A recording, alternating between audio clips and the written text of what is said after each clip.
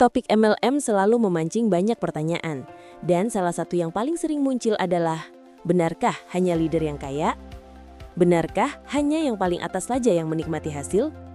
Pertanyaan ini wajar karena banyak orang melihat contoh-contoh perusahaan MLM yang menampilkan gaya hidup leader saja, sementara mereka yang baru mulai seolah tidak pernah terlihat hasilnya.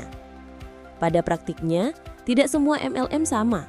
Ada MLM yang sistemnya sehat, tetapi ada pula yang sebenarnya cuma berkedok MLM, padahal lebih dekat ke skema money game. Disinilah banyak orang terjebak. Mereka masuk ke MLM yang salah, lalu kecewa, lalu menganggap semua MLM sama buruknya. Dalam MLM yang sehat, pendapatan tidak hanya berasal dari perekrutan, tetapi dari penjualan produk yang benar-benar dipakai orang. Artinya, orang yang rajin menjual, meskipun belum level leader, tetap bisa mendapatkan hasil. Bahkan dalam banyak kasus, justru distributor lapangan yang rajin menjual produk tiap minggu kadang lebih stabil pendapatannya dibanding leader yang hanya fokus motivasi saja.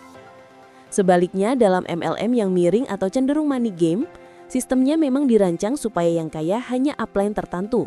Kenapa? Karena uang masuk bukan dari produk, tetapi dari uang pendaftaran dan masuknya member baru.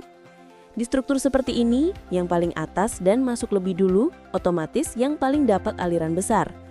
Makanya banyak orang melihat contoh nyata MLM semacam ini, lalu langsung menyimpulkan, ya jelaslah cuma leader yang kaya. Jadi kuncinya bukan di pertanyaan MLM atau bukan, tetapi sistemnya bagaimana. Kalau produk nyata, ada repeat order, ada konsumen nyata, margin wajar, fee berasal dari volume bisnis, maka peluang income lebih merata dan bukan hanya di puncak. Tetapi kalau sistemnya hanya memutar uang pendaftaran, menjual mimpi, bonus datang dari perekrutan, maka sudah sangat jelas pola itu hanya menguntungkan yang ada di puncak. Sayangnya banyak MLM yang ditampilkan ke masyarakat justru yang money game gaya MLM, sehingga branding MLM di mata publik menjadi negatif. Padahal faktanya, ada perusahaan direct selling dan network marketing legal yang bertahun-tahun berjalan dan justru member biasa pun bisa untung, asal fokus ke produk bukan ke rekrut, dan rekrut.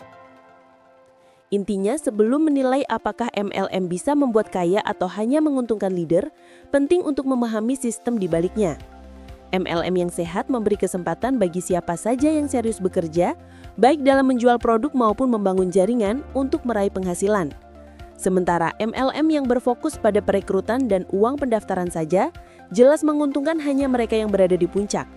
Dengan kata lain, kunci sukses bukan semata menjadi leader, tetapi memilih perusahaan yang jujur, memahami produk, konsisten bekerja dan fokus pada nilai nyata bagi konsumen, sehingga siapapun yang tekun bisa mendapatkan hasil yang adil dan berkelanjutan, sekaligus terhindar dari jebakan hanya leader yang kaya, yang sering menimbulkan kesalahpahaman dan frustasi.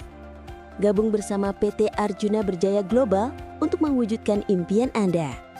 Dapatkan kesempatan berbisnis dengan sistem pembayaran yang cepat, penghasilan tak terbatas, dan reward yang menggiurkan, termasuk mobil, ruko, dan kos-kosan senilai 4,5 miliar. Kunjungi situs resmi www.abdijaya.co.id untuk informasi lebih lanjut.